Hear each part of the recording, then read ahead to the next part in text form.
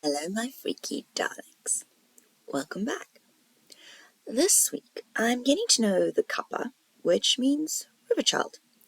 So, the Kappa are mythical, aquatic, reptilian, human-like creatures that are about the size of a child and who live in the rivers and streams all over Japan. They are clumsy on land and at home in the water, and thrive during the warm months. They are typically greenish in color or like a yellow-blue, and either scaly or slimy skinned, with webbed hands and feet and a turtle-like carapace on their back. Their not so human traits include 3 anuses. Yeah, they've got 3 assholes that allow them to pass 3 times as much gas as humans. Yeah. They also apparently smell a little fishy. It's probably all that gas and farting and shit. Anyway, and despite being small, they are physically stronger than a grown man. According to some accounts, a Kappa's arms are connected to each other through the torso and can slide from side to side to... Yeah, it's a little bit weird. Okay, so while they are apparently water creatures, they do on occasion venture into the land. And when they do, the dish on their head can be covered with a metal cap for protection. Okay. Kappa are usually seen as kami, or deities of the water, and can get a little dangerous when they are not respected as gods.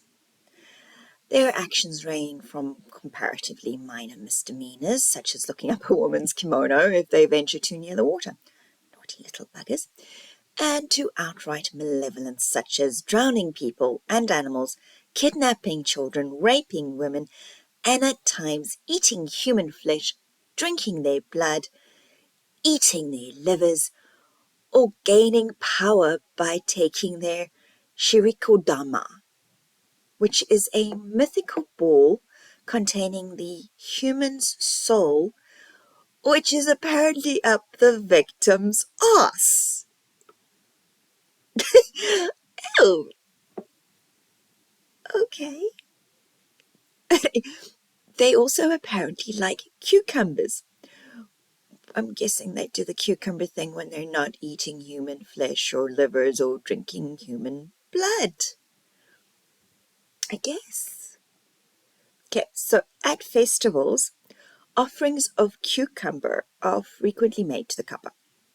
Sometimes the Kappa are said to have other favorite foods, such as Japanese eggplant, buckwheat noodles, fermented soybeans, or kabocha, which is a Japanese pumpkin.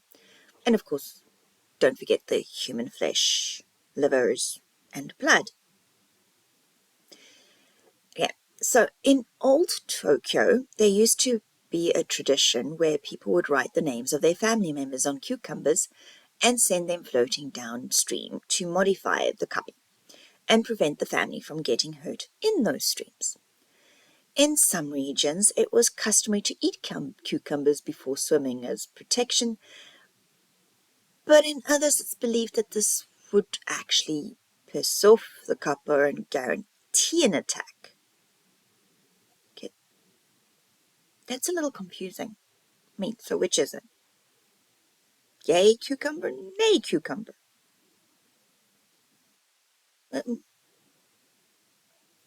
Anyway, okay, so Kappa have also been used to warn children of the dangers of lurking in rivers and lakes.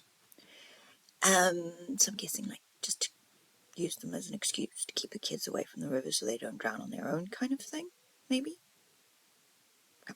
So even today there are warning signs about Kappa around bodies of water in some Japanese towns and villages. Kappa are also said to victimize animals, especially horses and cows. The motive of the Kappa trying to drown a horse is apparently found all over Japan. Lafcadio Hearn, who was a Greek-Japanese writer, who wrote of a story in Kwarachimura near Matsui, where a horse-stealing Kappa was captured and made to write a sworn statement vowing never to harm people again. In many versions of the story, the Kappa is dragged by the horse to the stable where it was most vulnerable, and it is there that it is forced to submit a writ of promise not to misbehave. It's actually kind of cute. It's a cute story, right? Anyway, there are a few ways to escape a Kappa. Kappa are obsessed with politeness. So if you bow deeply, it will return the gesture. This results in the Kappa spilling the water held in the dish on its head, rendering it unable to leave the bowing position until its plate is refilled with water from the river in which it lives. If you refill it, the Kappa will serve you for all eternity. Another weakness involves its arms, which can easily be pulled from its body. If an arm is detached, the Kappa will perform favors or share knowledge in exchange for its return. Another method of defeat involves sumo wrestling, because apparently they love to wrestle. A Kappa sometimes challenges a human to wrestle or engage in other tests of skill. This tendency can be used to encourage the Kappa to spill the water from its head dish thing. There's a folk tale of a farmer who promises his daughter's hand in marriage to a Kappa in return for irrigating his land. Okay, that's a bad daddy moment. I mean, who wants to marry their daughter off just to get their farm irrigated? That's rude. Poor daughter. Anyway, so the farmer's daughter challenges the Kappa to submerge several gourds in water. When the Kappa fails, it retreats, saving the farmer's daughter from the marriage, but not from her dad. Kappa have also been driven away by their aversion to iron, sesame, or ginger. Those are kind of weird. But, yeah. Anyway, yeah, you kind of have to admit the Kappa are strange little creatures, and while they could be a little scary, especially if one of them decides to drown you or eat your flesh or, going after your soul and up your ass, but they're also kind of funny and weird. I mean, that whole water cap thingy and their arms that can be easily detached. They're funny little creatures. So, what do you think? Are Kappa creepy? Meh. Or kind of funny? So, that's it for this week. If you've enjoyed this video, please hit the like button and share it with people who are also fascinated by some weird shit like mythical creatures, conspiracy theories, serial killers, ghosts, urban legends, and things that go bump in the night. Thanks for watching. Until next time, stay safe, stay healthy, and if you find yourself in Japan along a river or stream and have munched some cucumber maki, maybe keep some cucumber handy to dish out to a Kappa so it doesn't drag you into the river and steal your soul right out of your ass.